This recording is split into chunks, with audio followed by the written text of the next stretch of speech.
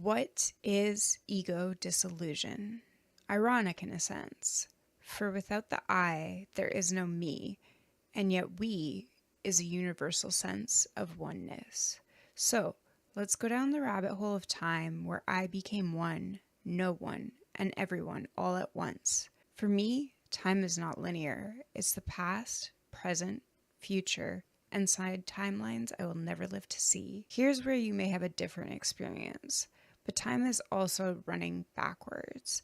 If I went all the way back, we would be going back to some very dark days indeed. I will instead take us back to the in-between, August 30th, 2023. A significant date to some, and yet meaningless to me. My idea of making it special consisted of 7.5 grams of penis envy psilocybin, a quart of strawberry cheesecake ice cream to be eaten at a later date, and a trip to my local Walmart, partway through the drug-induced one. Previous of this trip, I had a few low-dose trips, several 3.5-gram trips, and one 7-gram trip, all within 2 years, all without intention, with only one leading to a bad trip. I have aphantasia, at least most of the time. In fact, pre-psychedelic days, my world was very gray, colorless, unproductive, and frankly, depressing. To say I was a dick would be an understatement. I'm sure there are a handful of unintentional dead corpses with my name on them. At this point, I was starting to understand the me, sober and otherwise, but I didn't yet understand the why. You wouldn't believe me anyways. You likely haven't ever had first-hand experience as a madman. In a world so chaotic, how can one not be a little unhinged, misdiagnosed,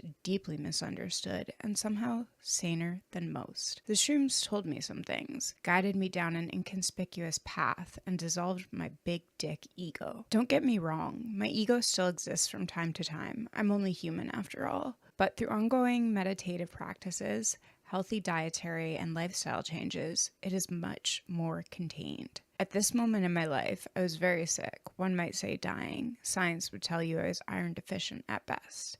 I wasn't sure what answers I was looking for. I had failed to find them in a surrogacy I was pursuing. I had learned a lot in the preparation about pregnancy, parenting, the universe, my psyche, but I wanted to know more. The trip. I'll be blunt. I can't imagine most people can have a solo trip of 7.5 grams while extremely sick and safely go grocery shopping hours in. So please, don't try this at home. This is actually the first trip I had where I didn't have a snack 45 minutes in. Not a lot makes me want to vomit outside of psilocybin use, pregnancy, and COVID the first time. My immune system makes little to no sense, and I used to spend a lot of time gravely ill before I understood it. I suppose one might say I'm not of this world, so something as natural as shrooms would be likely to set me off. What others would describe a 3-gram trip to look like visually is roughly what a 7.5-gram trip looks like for me. Give or take. The feeling? Similar. The rise was very steady. Waves of visual euphoria crept in. I spent most of the trip inside my basement, but again, remember that I'm built differently. If another is to try tripping on a high dose of psilocybin, they may want to do it out in nature, surrounded by others, with an experienced shaman or therapist, and in a good headspace. Hours in, it finally advanced. The desire to leave my couch, venture into more creative realms, and do something productive. Do you look in a mirror when you trip? My own theory is, if you can't yet face your demons, you shouldn't look. My own psychological disorders have always had my face not look like it was mine, so looking into the mirror while high felt like the most natural phenomena to me. It did what it always does. It shifted into someone who is not me, and yet more me at the same time, with a dash of bubbling effects that fascinated me into feeling if my enlarged cheeks were real. Me, but cuter, one might say. An adorable baby version of myself. I went to fill up the tub. No bath bomb, no salts, just me, my trip, and excessively hot water. I needed no lavish items for this trip, essentialism already starting to concrete, just my toes playfully tapping against the faucet as they expanded enough. I was in there until the water ran cold. I could have stayed longer, but the trip was leading me to my bedroom. Still working through some hypochondriac issues, I found myself Googling cancer symptoms. If I die, I die. I thought, and put the computer away. I tried journaling momentarily and realized why no words would hit the pages. The trip wasn't about finding the words. If anything, I've been over speaking for decades. It was time to learn from a standpoint I seldomly knew. Visuals. I plopped down on my bed and the butterfly effect seized control of my mind. Shattered pieces of a kaleidoscope were running across my ceiling. Inflate, deflate, again and again. No clear imagery, just spectacular, abstract, geometric shapes. I could feel it. It was time. Time to learn the lessons of existence.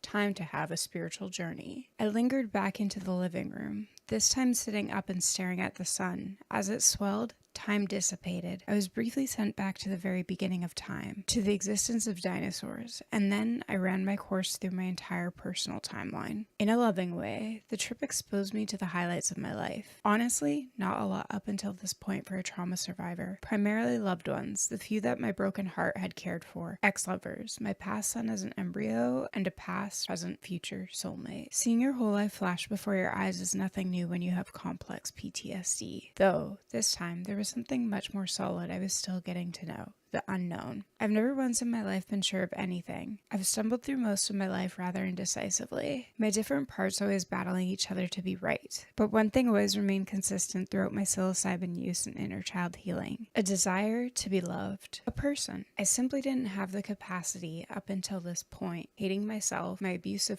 of a mother, and blaming others where I was the constant issue. A lost people pleaser who didn't even want to please herself. I was shallow, callous, selfish, violent, and cruel, having no interest in listening to others, my body, the fearful doctors, authority, or society. It was in that moment that I began to feel the physical shift, new dimensions creating into 1,000 different me's, all contrastly separate individuals, yet somehow all astronomically more myself than I had ever been. I was finally free. I owned no one, and no one owned me. A moral dilemma turning into a righteous being. Everything I knew to be reality, obliterated, and then it tightened into a grounded version of up and down, right and wrong, wants, needs, and ideals all overlapping and yet vastly different. The sun outside glistening as it cemented my path into a choice. The only lover I'd ever selflessly loved. The timeline and other option left open to interpretation. Vague has never been my vibe. I like details myself, so I'm choosing hope. Every dream of greed I ever had evaporated.